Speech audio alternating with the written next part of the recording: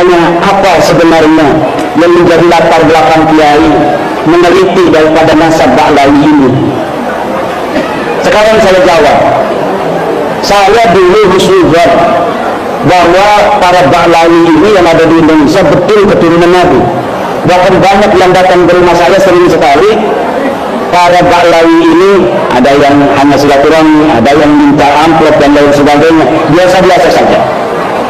Itu sudah lama. Tapi kemarin 1 tahun kemarin saya lihat ini kok kayak tidak nyambung antara akhlak yang ditampilkan di hadapan publik dengan pengakuan sebagai keturunan daripada baginda Nabi besar Muhammad sallallahu alaihi wasallam. Akhirnya karena itu kemudian saya penasaran, apa betul para Ba'lawi yang dipanggil Habib ini adalah keturunan Nabi? Saya mencari di internet silsilah mereka, ketemulah salah satu silsilah tokoh dari Ba'lawi.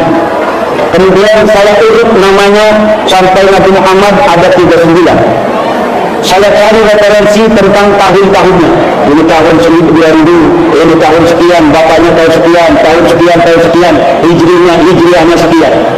Akhirnya setelah tahu nama-nama 39 dan tahun masing-masing dengan tahun hijriah, maka saya cari kitab-kitab nasab yang sesuai dengan tahun-tahun yang ada. Karena keturunan Nabi, semua keturunan Nabi setiap masa dicatat, Pak. Di abad ketiga ada kitabnya. Kalau betul ini orang yang ada di abad ketiga ini adalah merupakan keturunan Nabi, maka akan ada catatannya.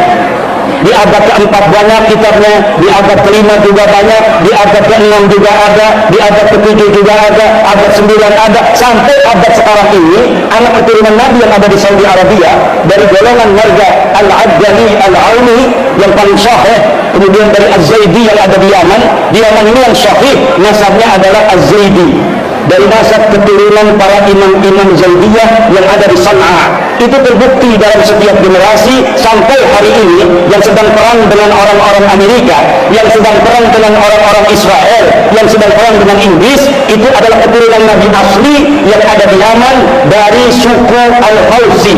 Al-Hausi itu adalah keturunan Imam Hasan bin Ali bin Abi Thalib atau Imam Hasan bin Fatimah binti Rasulullah Muhammad sallallahu alaihi wasallam. Ternyata ini ada satu nama di abad keempat dari silsilah mereka, namanya Ahmad bin Isa. Ahmad bin Isa saya cari ada di dalam kitab-kitab nasab. Anaknya dicatat, jumlahnya 3. Pertama Muhammad, 2 adalah Husain, 2 Ali, ketiga Husain. Nah, sedangkan ini para Ba'lawi mengaku bahwa Ahmad bin Isa punya anak keempat, namanya Ubaid. Saya cari seluruh kitab yang ada di abad keempat, tidak ada yang menyatakan Ubaid ini adalah anak Ahmad bin Isa. Nanti di abad kelima mungkin ada yang mencatat, tidak ada. Kitab banyak ditulis Ahmad bin Isa hanya punya anaknya 3, Muhammad, Husain, dan Ali. Di abad yang ke-6 saya cari tidak ada. Di abad ke-7 semuanya Ahmad bin Isa keturunannya dicatat sampai keturunan yang ke-5, ke-6, sampai hari ini itu sudah ada catatan abad ke-15 keturunan Ahmad bin Isa dari anak yang bernama Muhammad, dari anak yang namanya Ali, dari anak yang namanya Husain. Tapi dia dicatat tidak punya anak bernama Ubaidullah. Lalu dari mana mereka mengaku selama 550 tahun nama Ubaid tidak ditulis sebagai anak Ahmad bin Isa? Pada abad 9 mereka bikin buku sendiri. Jadi pencatat nasab keluarga Rasul itu mencatat Ahmad tidak punya anak namanya Ubaid, dia mencatat sendiri. Kakek saya namanya Ubaid. Ubaid ini anak daripada Ahmad. Sementara di abad yang sama Ibnu Inadah dalam kitabnya Umdatul Talib Al-Kubra mengatakan yang sama, dia mengaku, tapi ini pencatat nasab Rasul juga terus mencatat tidak ada anak yang namanya Ubaid.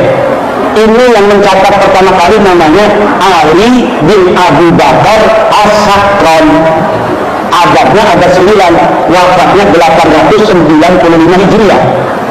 Yang diaku itu Ubaid itu abad ke-4 Hijriah, katanya anaknya Ahmad. Sementara seluruh kitab dari mulai abad ke-4 Hijriah sampai ke-9 tidak ada yang mencatat Ubed sebagai anaknya Ahmad.